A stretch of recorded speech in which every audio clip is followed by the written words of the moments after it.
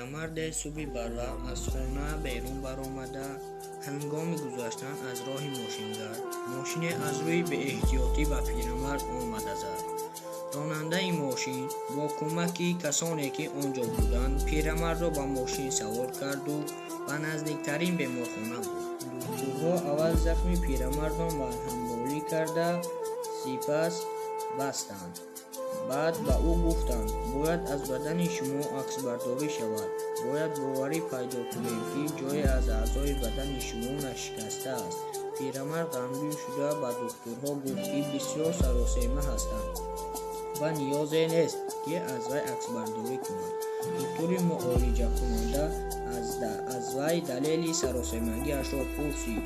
پیرمرد گفت زنی من در خانه سالمندان است. هر سحر به آنجا رفته و صبحانه یعنی نانشته را با او میخوانم. نمیخواهم امروز از این کار دیر مانم.